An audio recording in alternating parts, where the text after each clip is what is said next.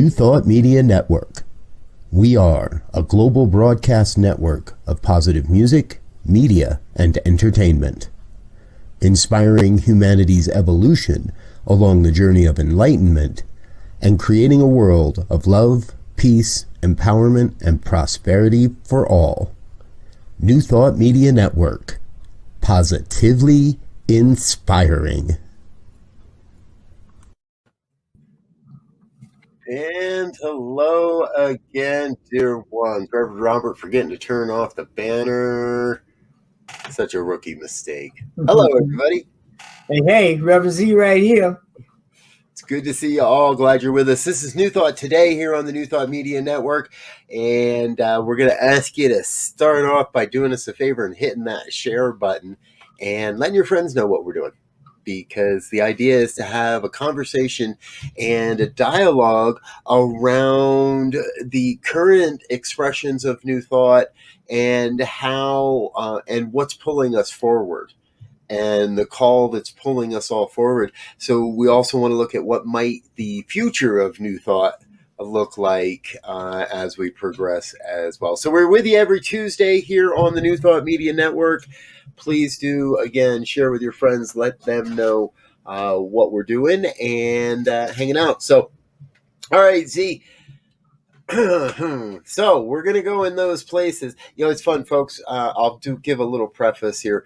We often come together and get in a room, and Z and I have such a great relationship after all this time that we can pretty much sit down and say, all right, what do you want to talk about?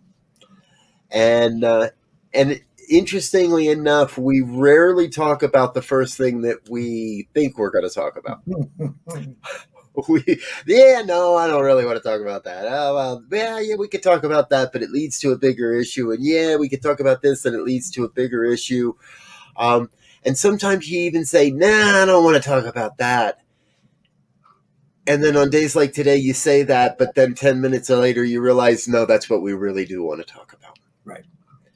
That what's going on in our hearts and in our lives and in our world is what's most necessary to have a real conversation about, because we both believe that it's through this processing and through the ability to have these types of conversations that we can come to a greater understanding, a greater perspective, and a healing around our belief systems that are associated with the events and those experiences. Right. So I trust that all made some sense there, Z.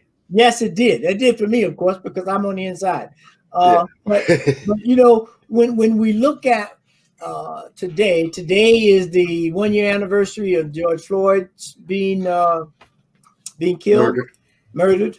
You have the day this week. Hopefully, they're saying that the bill that they're looking for police. I'm not even sure whether they're saying reform or I'm not sure what they're calling it right now. But I know they're in the throes of trying to get it to a vote this week. And so that got us to thinking and talking about what the social justice looks like, right? And then we went down a rabbit hole, and I'll let Robert tell you one part of it where he was trying to get something to eat, but it came down to the thing where we were talking about, for Black people and people of color, in a state where you are suspected of being a criminal before they even know you, and you're suspecting of being harassed, you become in a constant state of stress, right? So you are, because anytime you see a police car, anytime you go in a store where there's surveillance, you're feeling you're always being surveilled, and that you are always stressed about somebody coming up to you, even if you haven't done anything. Right? The burden of proof is on that person at that point. If that happens, is to tell me why I shouldn't do something to you, take you in, interrogate you, or whatever. And so that led to, we're thinking about, and when we say justice, now we're talking about clear counseling, because PTSD comes into effect. And I'll stop right there.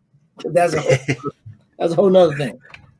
Well, and that's part of it, right, folks? When we got our conversation started today, there is a sense of fatigue that can come from any of this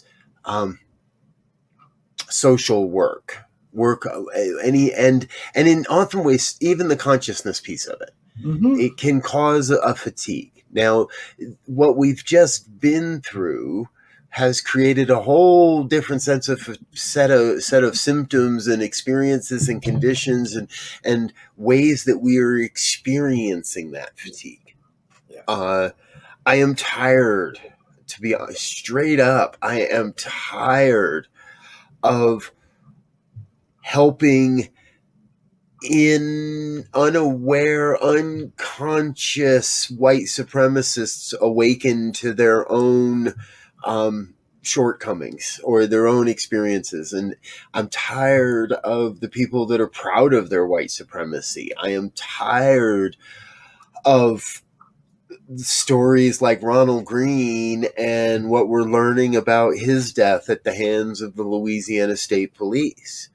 And he's not the only black man, and that there have been other black men that have somehow luckily survived their encounters with the police. And I get it, right? I'm a white guy. My experiences are nothing.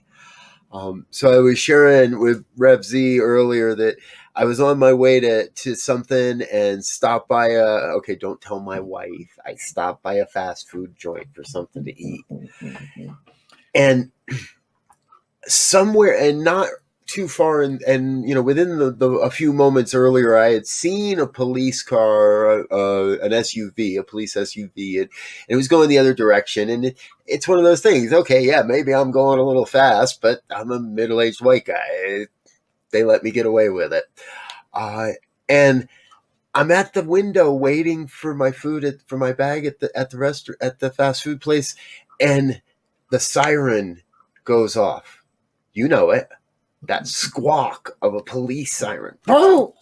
I almost hit my head on the roof of the car, jumped clear out of my gym shorts. It was bad. It's like, and I hadn't done anything wrong. I knew I didn't do anything wrong. The worst that maybe I did was a few miles over a speed limit, but I didn't do anything wrong. Now, it turns out it was an accident. I guess because he never came after me after I got my food. I got my food, drove away slowly, waved as I did, and he didn't come after me. So, it must have been a mistake on his part. But as I drove away, I thought to myself, my God, that for me was traumatic enough. What's it like for my brothers and my sisters who have lived their entire lives with that squawk every single time a cop pulls up behind them? It doesn't matter what you do or what you don't do. It doesn't matter if your license plate is right, or it doesn't matter if it doesn't matter that you haven't done anything wrong. If you're a person of color and you get stopped, it would appear that's what we see. Maybe it's a small percentage, Z, but I wouldn't want to be. I love you, and I wouldn't want to be in your shoes on American highways. Yeah, it's interesting. You were just helping your son move, right? So you just did a drive on the highways. And we did about 13 hours on the road. And coming from small towns, and there was a lot of attention placed on making sure we were within whatever limits needed to be kept, because and even that is stressful, right? We know it's if you're doing something that you ain't supposed to be doing, whether it's eating too many cookies or all the way up to trying to take something from somebody. There is always that energy tension, dynamic tension that happens in the body. But when it's like you haven't done anything, and you still have to have that kind of intensity and that kind of awareness going on, it becomes 24/7 in terms of, how do you deal with that stress? Now, we've seen a lot of these police officer encounters, and almost every case, there's always been the statement made, we need to figure out how to send social workers or counselors or someone who is able to deal with stress to try to talk everybody off the ledge if need be, right? Because they understand at that level that people, when something like that happens, there's a level of stress that goes up, and every, the police are thinking, I don't know if they got something. The guy or girl who they get stopped is like, I know I ain't got nothing, maybe, but it doesn't matter. And so now tension slowly goes up, and then somebody come in with a calm head and say, okay, hold up, what's going on here? I mean, because you see there have been people who had definite mental situations, stressful, psychotic kind of situations. Mm-hmm. The police was called to help get them to the right place or de-escalate the situation, and the person wound up dead. There's a few this year. Yep. Or just this year. Yeah. Yeah. It's, and, before anybody starts screaming and yelling that we're talking about defunding the police and all, no, we're talking about refunding. We're talking about how to move funds into a way that works. Right. Because what we know is, okay, there are some people that get a hold of some guns and do some bad things, what we would call bad things in this world, that use these laws and these principles for anything but the betterment of humanity. Mm-hmm. And those people need to be dealt with when they act up. And in that regard, there is warrant for some of the equipment that our police departments own. Right. But I don't believe that it's necessary on every call all the time. And Austin, Texas, I've recently heard. I haven't done an awful lot of reading into this. And if somebody's watching and knows, please feel free to chime in. Austin, Texas is doing work in looking at how to shift the funding. And they actually, my understanding is they disbanded their police department and then hired back all of the same employees, but with different job descriptions and a different set of expectations. Mm. And they've been able to dispatch more of exactly what you're talking about, unarmed, in some cases civilian.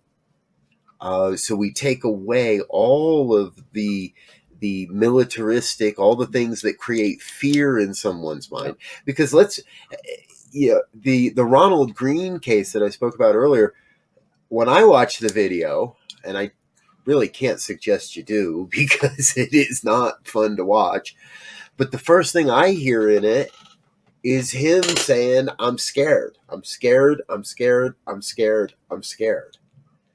And the truth is he had right to be scared. And the end result is they proved him right, that he ought to have been scared. And he didn't kill anybody. And he didn't deserve to die for a high-speed chase. Well, and you think, and as always, there's never been a one-sided coin, right? There are two sides on every coin. Yep. And so you're speaking of Texas. They're looking to pass the law in Texas. Just heard this morning, hadn't heard it before, where open carry permits, you won't need a license. If I heard it correctly, everybody will be able to carry guns in Texas. And the governor said if it gets to his desk, he'll sign it. Now, again, I just heard it this morning in passing, but even law enforcement are not encouraging this because it's definitely going to put more work on them. And so in some ways, we the politicians who are pushing this, saying that they're for taking care of the law enforcement off, but at the same time, they're pushing this idea that's going to put them in direct harm's way. Yeah. We spoke about this earlier, and you just kind of sparked it in me again. it's become really difficult in many ways to trust the police. That is, in my opinion, where things are breaking down. The general population is losing trust in the police, and I understand there's a lot of people out there that are like, yeah, been there for 20 years, buddy. Like what took you so friggin' long? I get that, and I'm not saying, but overall society, I think we've reached that tipping point where the outright trust for the police is eroding and eroding very, very rapidly. And they keep giving us more and more reason. It's not excuses, but more and more reason, more and more proof why we ought not to trust them. Right. And you just said politics, and my mind went, yep, them too. Mm-hmm. Right. And this is not partisan. This is not one side or the other. Now, I will be the first to admit that my personal beliefs line up on one side of the aisle, but that's not what this is about. On both sides of the aisle, the predominance of politicians, we got to start over. Well, to me, again, I use this phrase often. It boils down to something that Ernest Holmes says, that if what you are doing is not promoting and taking care of the enhancement, evolvement, and evolution of life, then we need to put a check on it. Now, that doesn't mean that there's no ebb and flow, that things happen. We understand that, and you deal with those as they come.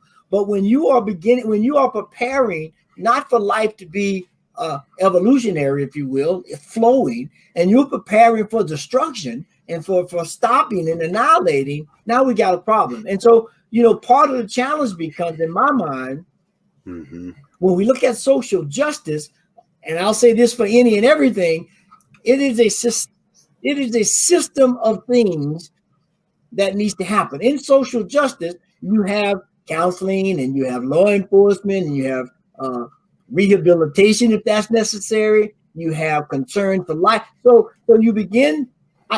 For example, I remember when I was growing up in the South, there were some people who got caught up on the wrong side of the law. Right. They weren't lawbreakers or anything, but they got caught up. They went to the penitentiary or went to jail. But there were programs that said, dude, you're a young dude. You graduated high school. No, we're gonna make sure you got a GED when you leave out of here. Or that program is available. And then once you can take up, culinary stuff, or you can take up wood shop or metal shop. So it helped with the recidivism, because there were opportunities for those people, the young people, a lot. Could be anybody, but good for young people to take advantage of things. Our social justice system does not, in my recollection, is not doing that kind of stuff anymore. Right. If you're in a federal penitentiary, I know there's a lot of opportunity, but state penitentiaries, a lot of them have gone away, and they become privatized in a lot of ways. And that's a whole nother thing that's going on that needs to be looked at. Right. And I agree with you there. It's there's a long running morbid joke in the circles I travel that say, if you're going to go federal. Yeah, right.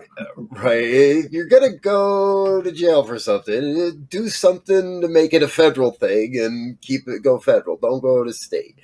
But, and that's a very white privileged thing to be able to say. Right. It's a very privileged thing to say. And it is a morbid joke. And I've worked to eliminate that thinking, because number one, our criminal justice is not justice. And it is a system of incarceration, and it is a system of oppression, where originally, I believe we had a system of rehabilitation. Right. And you went, you did your time, you busted your ass, you broke some rocks on the side or whatever. But there was a degree of we're here to rehabilitate you and get you back out into society. And we can point to places, kind of had a proud papa moment last night or the night before. My eldest came down and was looking through my bookshelf and pulled off White Privilege, The New Jim Crow, and one of the other books that we were all reading last year at this time, and said, "Can I borrow these? Can I read these?" And I was like, "Yeah, absolutely, go read them. You're 16, you should know about this stuff." Mm-hmm. And he's been hitting me over the last day or so with, "Oh my God, I knew, but I didn't know. I knew, but I didn't know." And we moved to this system of, man, lifetime. You're a lifetime product to the incarceration system, to criminal housing, and you become a number and a product, and it's their job to keep you there, not to. And it's in the shareholders' best interest to keep you there, not to support you in coming back to having a beneficial life and being a benefit to society. Right. And I just got my head around, that bill that's out there is actually the George Floyd Justice in Policing Act that is being looked at. And so, would love to hear if anybody want to chime in. What does that look like for you? How does and it doesn't necessarily have to be in the bill itself if you don't know much about it, but just from your perspective, what needs to be done systemically within our justice system, education system, judicial system, which all make up that justice system? How do we propose we fix some of these things? What are some examples? Would love to hear it, because it has to be integrated, or else it's by definition in my mind it's not going to work. Doomed to fail from the beginning. So the fact that I just got the image of a phoenix, is not what we're. That's what came to me. Wholesale, clean it out, scrape it down, burn it down to the ashes, and allow the good that is there to reemerge. It may not be feasible, right? That may not be the path, but that is just the initial image that came to me.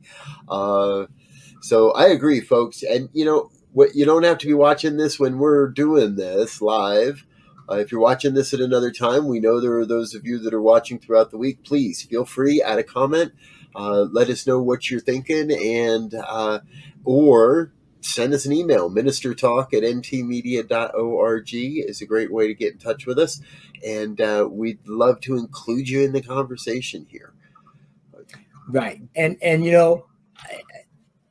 I'm just looking here trying to get my head of this George Floyd Justice in Policing Act. There are at least 6 points, all speaking to body cams. Everybody they're saying should have a body cam. All dashboard cams should be turned on. There should be no situations like the one in Ohio where the police officer's camera wasn't on until at the very end or something. It's like, really? So, we got all kinds of stuff. That if you get out the car and you forget it, if there's enough, activate. That dang thing should activate automatically. The part of me is like, yeah, no, that thing should just be on. There should be no way for an officer to be able to disable their body camera. Yeah. And I immediately hear the argument that, sometimes I need to have a conversation with an informant that I can't let be recorded or this or that. And there is always going to be somebody that wants to make a mistake or an excuse for why they need to. Right. And maybe there is a protocol for that. But in any sort of arrest call, any sort of, once there is an encounter, like you said, if you're getting out of the car at a rapid speed, if your gun is drawn, whatever those criteria must be, that there should be no way they can be turned off. Right. Right. And again, they've just proven they're not reliable. And they've proven again and again that, and this is not just police, this is human nature. Yes. The countless studies on the fallibility of eyewitnesses, because we are inherently, we lose, how did somebody say it? Somebody said it to me recently. We inherently will flash back to a similar traumatic incident and interpret our own, and we will overlay our own interpretation on the incident, and we will believe that it is 100% real, and it is not. Yeah. And we can totally be completely wrong in what we think happened. And that's especially true when trauma is involved or stress is involved. And so we understand that it happens on, the officer may get out the car and he may think it was the last time that one got deadly. And as far as he knows, all the time, right? And so now, everybody has to be up leveled, if in this conversation. I read something the other day that I think is kind of appropriate about relativity and light, and how do we raise above some of the mundane things that we deal with. And in this story, the guy was saying, oh wow, he was a mathematician. He said, I should remember Einstein's relativity thing, that if we raise the vibration of matter, it'll turn to light, and it doesn't make it less material. It's just vibrating at a higher frequency, but it's still matter. And so I was thinking about that and saying, okay, how does that apply to social justice? We all have to raise our level of humanity. We have to all raise our level of decriminalization of individuals who are not in a dominant culture. And we have to begin to build trust again. Right now, nobody trusts anybody. And so just think about it. If you don't trust somebody, your guards are up, and you will begin to react and do things out of that mode of thinking, as opposed to saying, the old adage, count to 10 before you say something or do something, take 3 deep breaths, right? So, and I know there's a critic out there saying, yeah, well, I may be, something may happen in that time, but we got to get to that point. Right. No, and I'm with you, because I'm reflecting even in this moment in experiences and relationships and conversations that are happening in the online virtual world that I live in right now, where sometimes it's more like 5 or 10 breaths. Sometimes it's like, yeah, no, I'm going to erase that comment and rewrite that. And I saw a great thing recently, right? That yes, I honor that your opinion. I honor that you have an opinion. I honor that I respect that your lived experience has brought you to this. And it doesn't mean I have to tolerate immature, ineffective, and hurtful behavior. Right. And I find myself often referring back to that we're not calling out people in today's world. We're calling out behaviors. Right. And we're calling out belief systems. And we're inviting people to have a different belief system. Now, to me, that's that shift in vibration you're talking about. That's the shift of saying, hey, tough love, I don't like it and I don't want to use it. But man, after you slap me around 3 or 4 times, I might just slap you back to try to get your attention. Right. And if we slap each other around long enough, well, then I'm going to give up, walk away, and say, that's enough of that. I had enough. You wait. You're never going to listen to me. I'm never going to listen to you.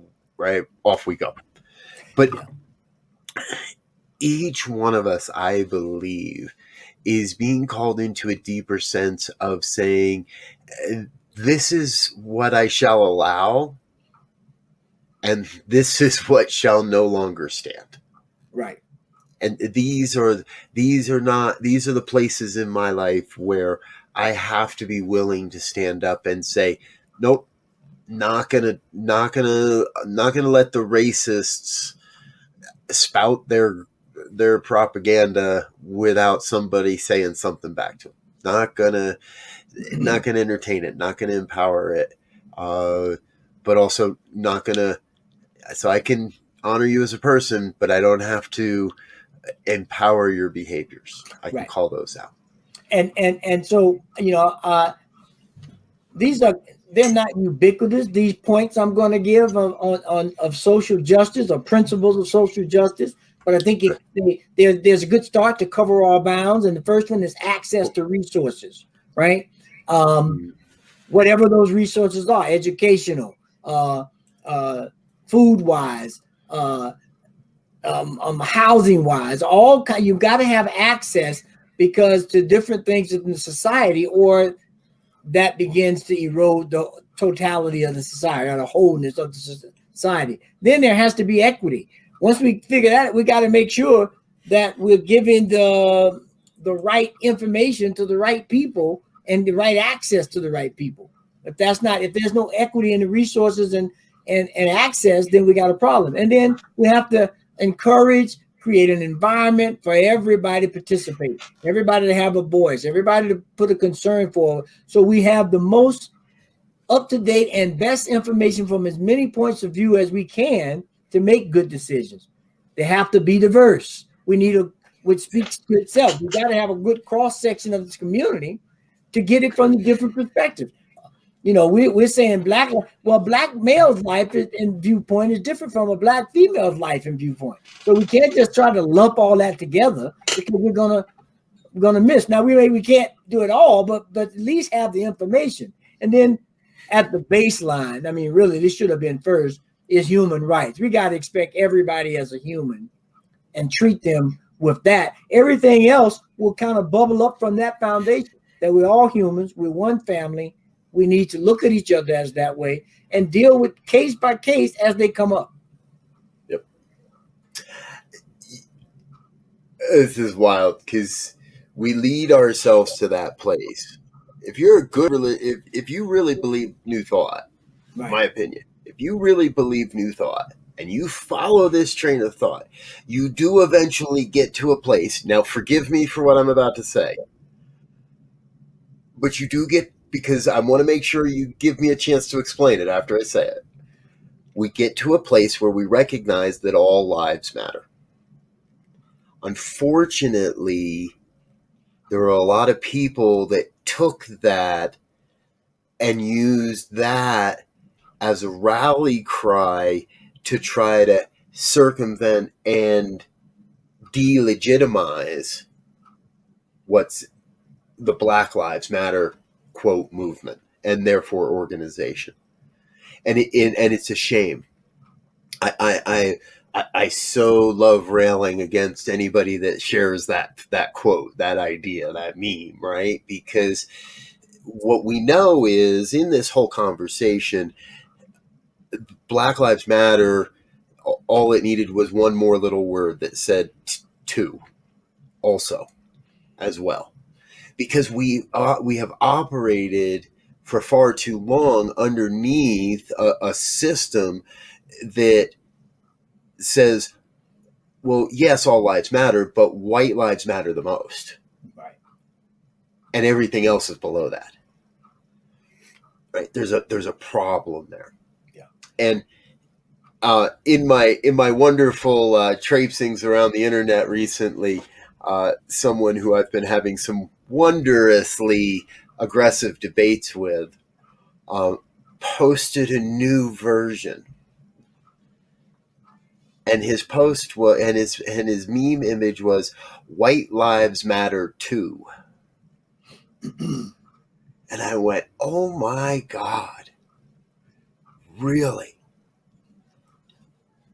This person is living in such fear that his lifelong privilege may be taken away from him."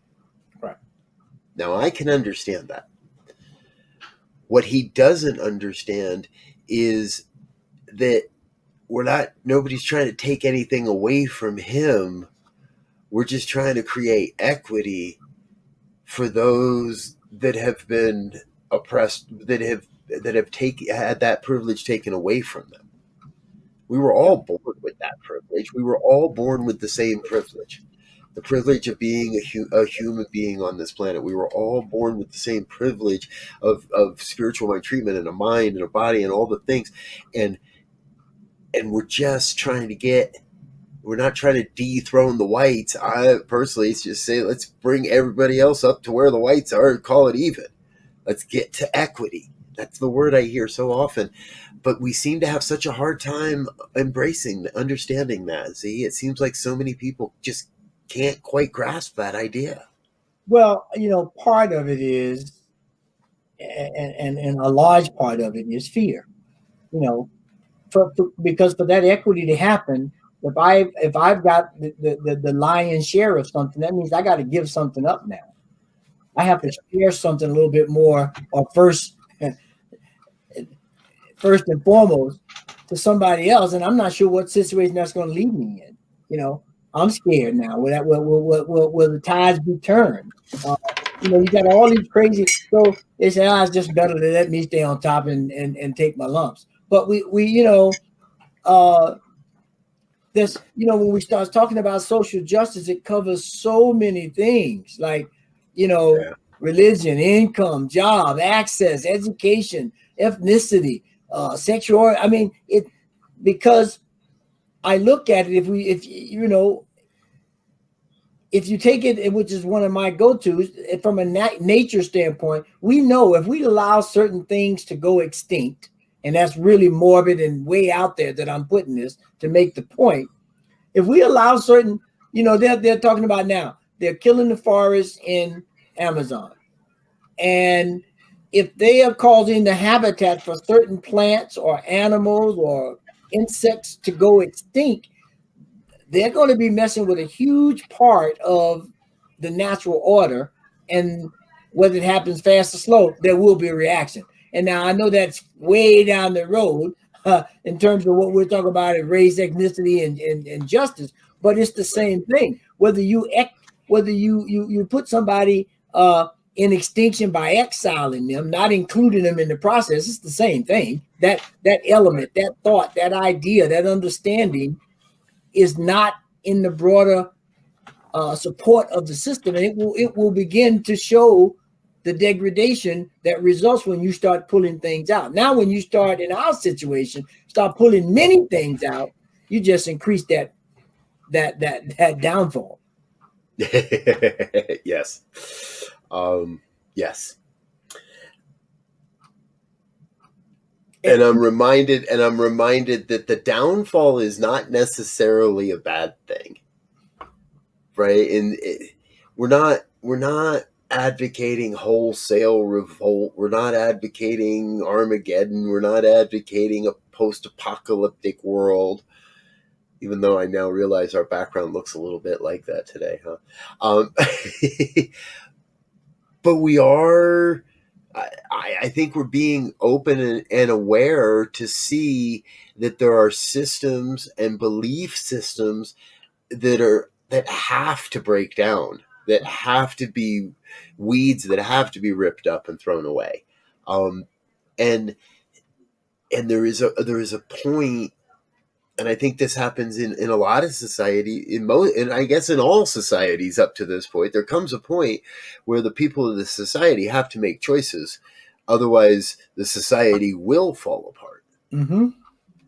Right now, I believe, in America specifically and across the world, we've got to rip up the weeds of racism and white supremacy and the lie of whiteness, as some of my colleagues are beginning to call it, and have a process and a way to heal.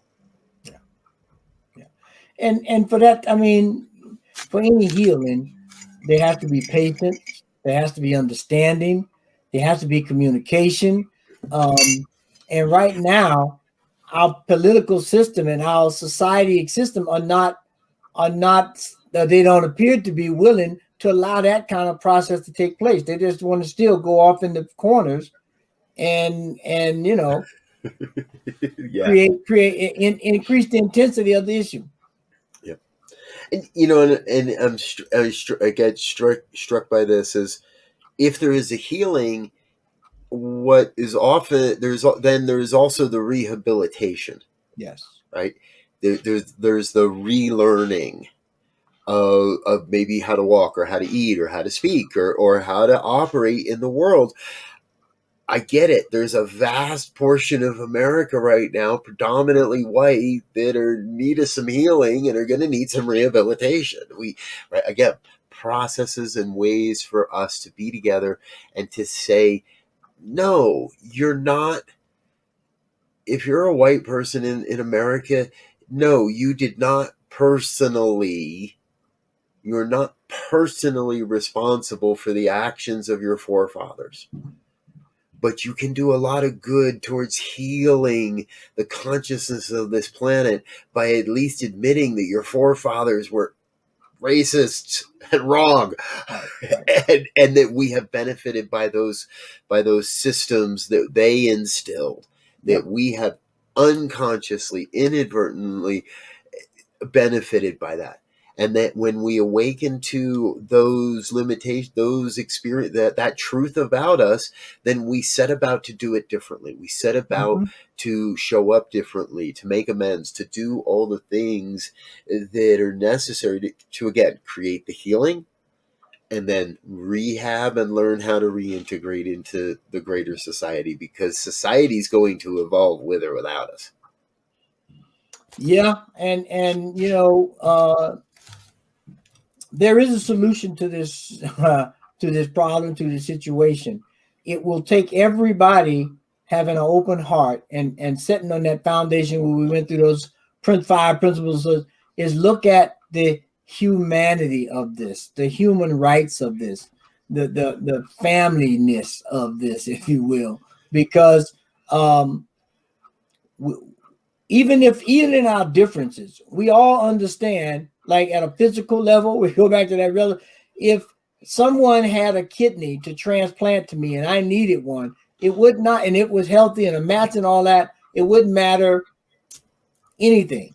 What race they are, what sex they are, what continent they came from, what language they speak, none of that would matter. The only thing that would matter would be the humanitarian act of that person saying, yes, if I pass, someone can use my organs, or their parent or loved one makes that decision. But that's at a humanitarian level. That's at a point of life being prime.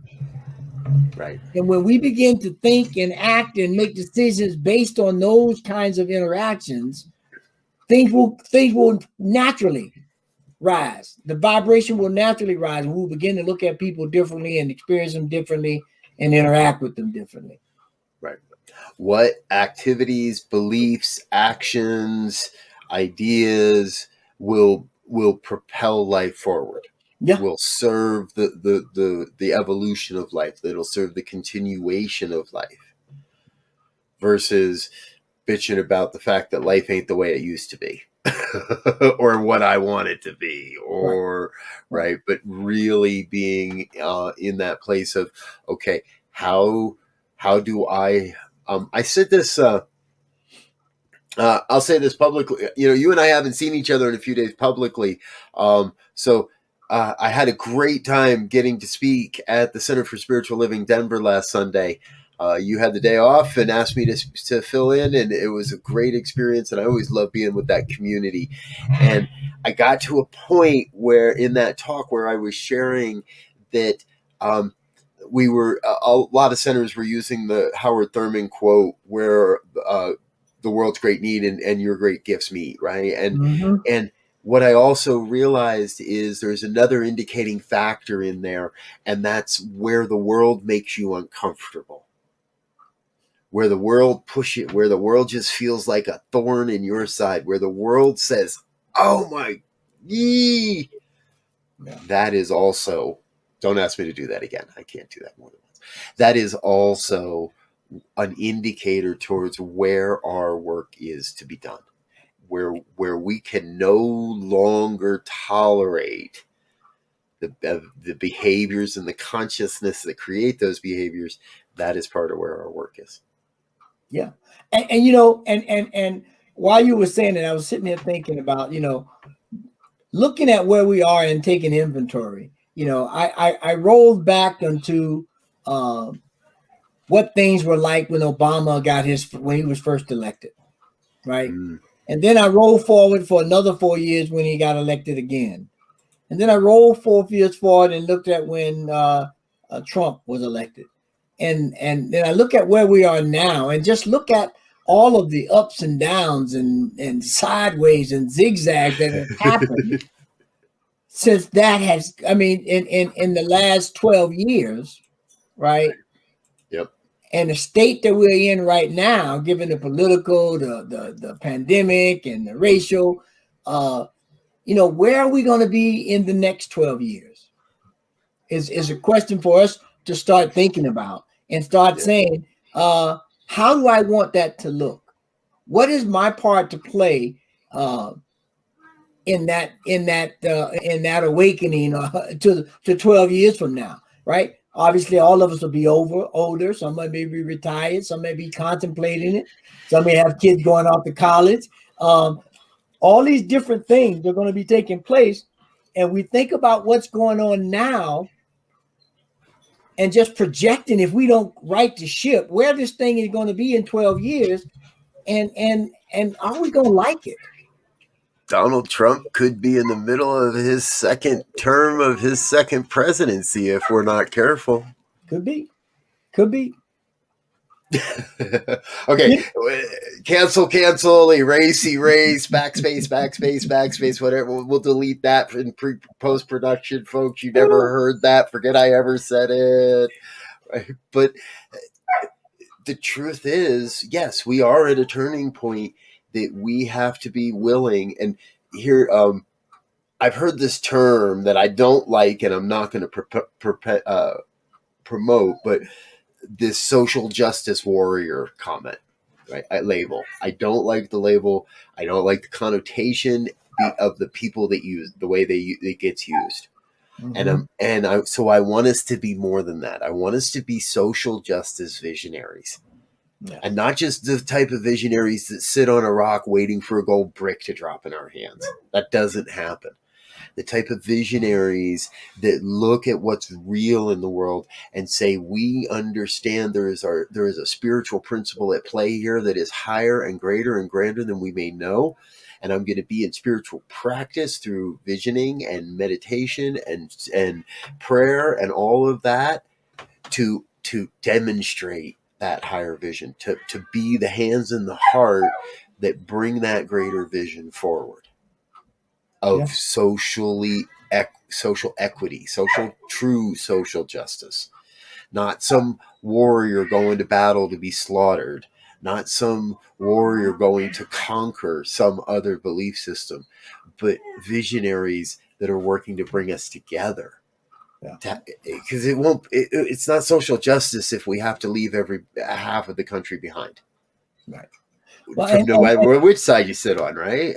Yeah. And the good thing about the whole idea of visioning is, there's visioning and imagining. I mean, there's a lot of different terms that at some point kind of merge. But for me, one of the things about visioning is to begin to create in my mind's eye what I would like things to look like, what I would hope things to be available. Because for me, it begins to give shape to it. And when that happens, it lets me know the kinds of resources, changes, ideas, approaches that may be necessary to make that happen. Right. And so, it's like if I'm envisioning a vegetable garden in my backyard, right? Well, now I got to start thinking about where's the space, and is it going to be in a sunny spot? Do I need to bring in dirt? All these different kinds of things begin to come into view when I say I want to have a vegetable garden.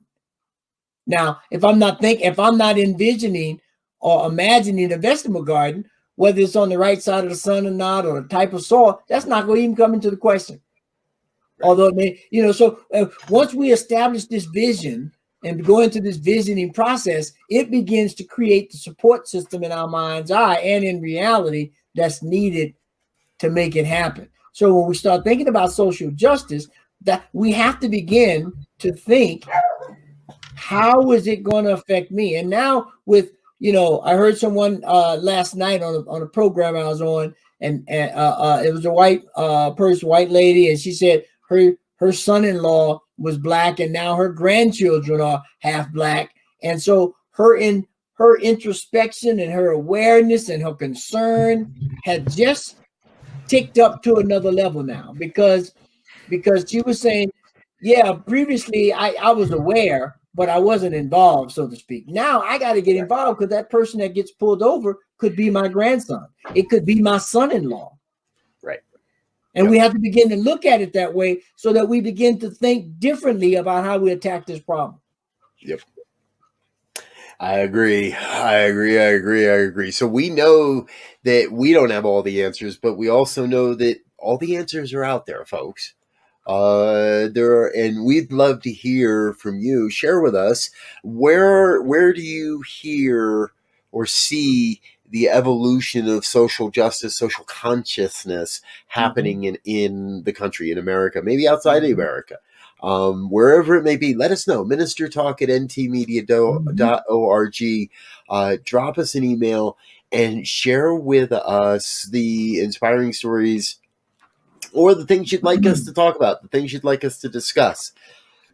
The idea behind this show really is to look at, how are we implementing new thought philosophy into the culture that we live, in order to affect a future, and in order to bring forth this vision of a world that works for all, that works for everyone.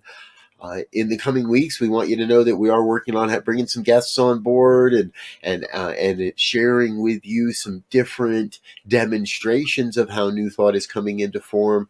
And again, we would love to hear from you and how you see this happening, or perhaps an area where you'd like to see new thought a little more involved.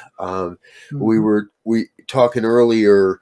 And in prisons, and prison ministry is a great horizon for the new thought philosophy. And we know through experience that the new thought philosophy can do very well in supporting prisoners in a rehabilitation setting. Right. Not in a housing incarceration setting. So where do you want to play? Where do you want to see us highlight? Who do you want us to talk to? Please share that with us. And we're going to keep coming back here Tuesdays at 2 on the New Thought Media Network. Yes.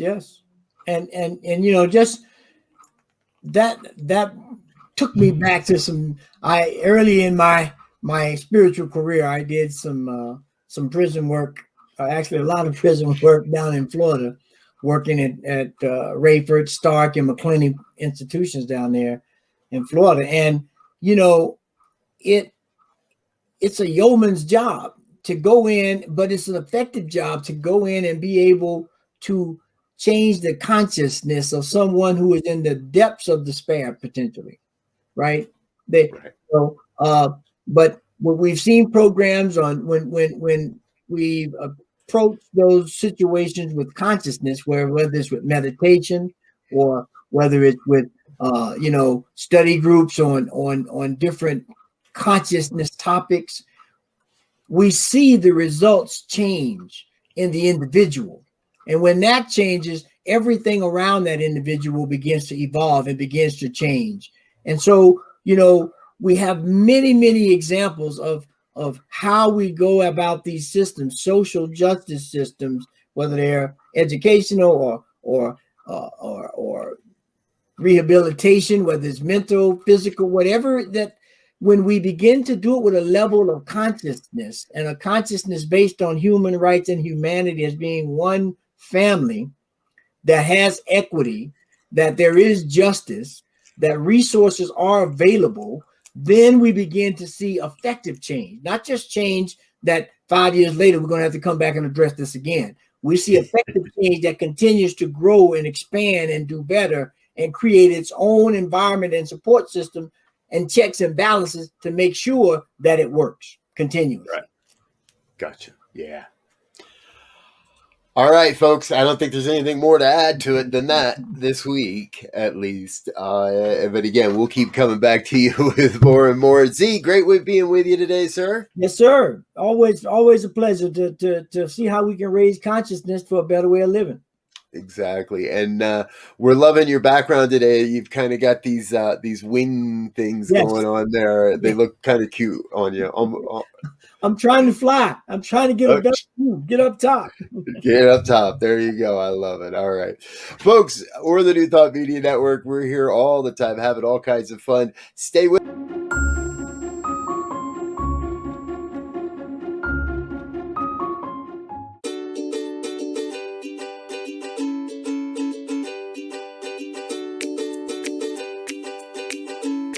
Thank you, Center for Spiritual Living Denver, for your continued support.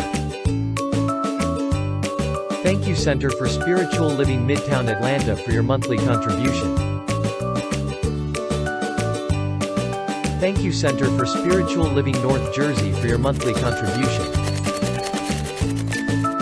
And please help us welcome Om Center for Spiritual Living in La Mesa, California. Thank you for your monthly donation. Thank you, Center for Spiritual Living Seattle, for your most generous donation. And a special thanks to Hefferlin Foundation for your generous technology grant.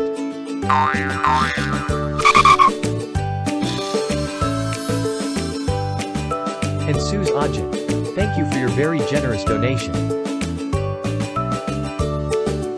And a super special thank you to Dr. Tracy Brown, RSCP. Thanks for being a super donor. And a big shout out to all our committed donors.